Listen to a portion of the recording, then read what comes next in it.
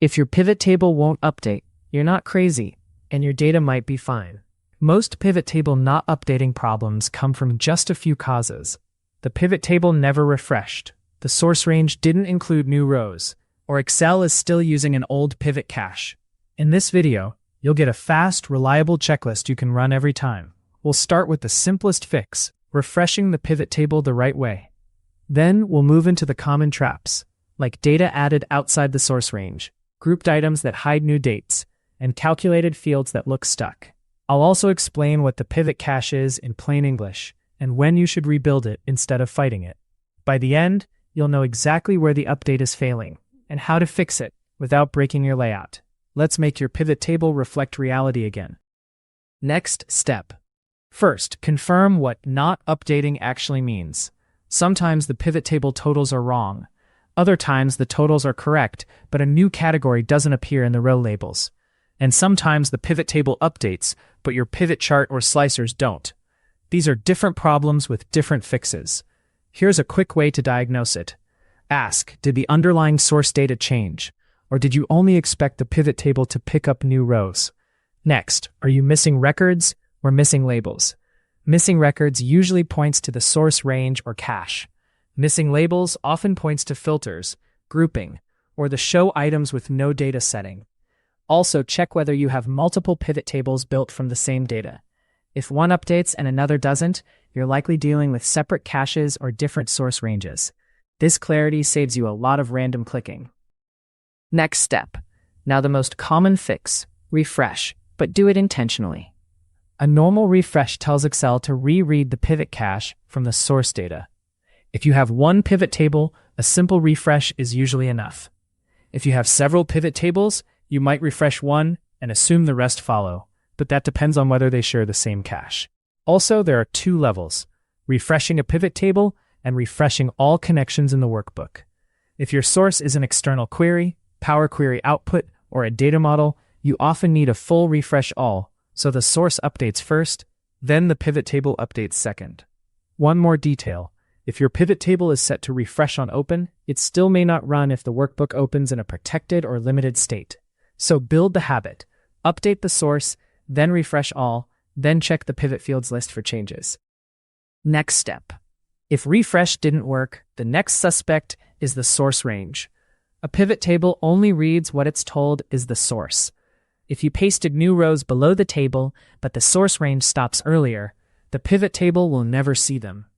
The most reliable fix is to convert your source range into an Excel table. Tables expand automatically as you add rows or columns, so the pivot table source stays current. If you can't use a table, you can still change the data source manually and point it to the full range.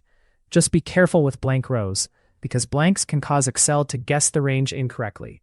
Also, watch for extra header rows or merged cells in the source area.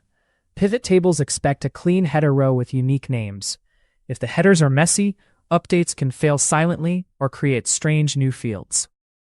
Next step, let's talk about the pivot cache, because it's the hidden reason pivots feel stuck. The pivot cache is a stored snapshot of your source data that Excel uses to calculate the pivot table quickly.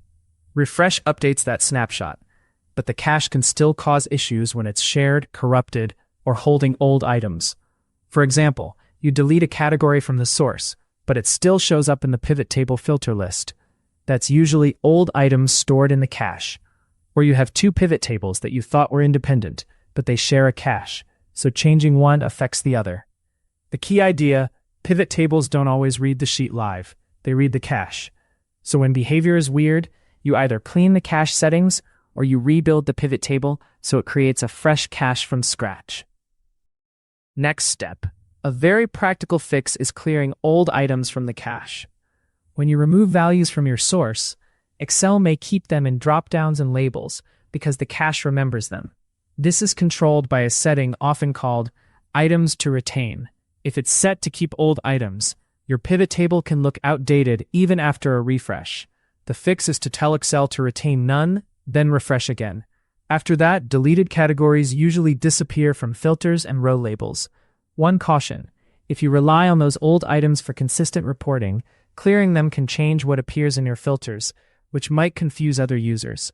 So treat it like a cleanup step when you want the pivot table to match the current source exactly. If you're troubleshooting, this step is a strong signal. If the old items vanish, you know the cache was the culprit. Next step. Another common reason a pivot table won't update is that the data is updating, but your filters are blocking it. This happens with report filters, slicers, timeline filters, and even manual selections inside the pivot table. If a slicer is connected to multiple pivots, one hidden selection can make it look like the pivot ignored new rows. Also check for value filters like top 10 or greater than, because new items might be excluded automatically. And don't forget label filters, which can hide categories that don't match a text pattern. A quick sanity check is to clear filters at every level, refresh, and then reapply filters intentionally. If the missing data appears after clearing, you've found the cause. This also helps when someone else used the file and left a filter state that doesn't match what you expect. Next step. Grouping is another sneaky one, especially with dates. If you group dates by months or quarters, Excel creates group buckets based on what existed at the time of grouping. When you add new dates outside that original range, they can land in unexpected groups, or not show until the grouping updates. Sometimes the pivot table looks frozen, but it's really the group boundaries that are stale. The fix is usually to refresh, then ungroup and regroup the date field so Excel rebuilds the grouping structure. Also watch for manual grouping on text items. If you grouped several categories into other, new categories won't automatically join that group. They'll appear outside or be hidden by filters. So if your pivot is grouped, treat that as a maintained structure. When the source changes, you may need to reapply grouping intentionally. Next step. If you've refreshed, fixed the source range, and cleared filters, but the pivot table still behaves oddly, rebuild the pivot table. This sounds drastic, but it's often the fastest, clean solution. Rebuilding forces Excel to create a new pivot cache, which removes corruption and resets weird internal states. The safest way is to copy the source data reference, insert a new pivot table, and then recreate the layout. If you want to preserve formatting, you can copy the old pivot table and paste values of the layout elsewhere as a reference, then rebuild cleanly. One important detail: if you have multiple pivot tables that must stay independent, rebuilding one can help you separate caches. If you need them to share slicers, you might want them to share the same cache instead. So rebuilding is both a repair tool and a design choice. Next step. Let's cover two edge cases that waste a lot of time. First, calculated fields and measures. If your pivot table uses calculated fields, they can appear wrong after updates because the underlying field names changed or because blanks and text values were introduced into a numeric column. Second, pivot tables can show blanks as zeros or hide errors depending on settings, which can mask the real issue. A quick test is to check the source column types and look for mixed data, like numbers stored as text. Also confirm that the field you're summarizing is actually the one you think it is. If someone renamed headers, Excel may have created a second field with a similar name, and your pivot is still pointing at the old one. These aren't refresh problems. They're data quality and field mapping problems. Next step. To make this evergreen, here's the repeatable checklist you can run in under 2 minutes. Step 1. Refresh all, especially if your source is a query or connection. Step 2. Confirm the pivot table source includes the newest rows. Prefer an Excel table. Step 3. Clear filters and slicers to verify nothing is hidden. Step 4. If labels are stale, clear old items from the cache by setting retention to none, then refresh. Step 5. If you use grouping, ungroup and regroup, especially for dates.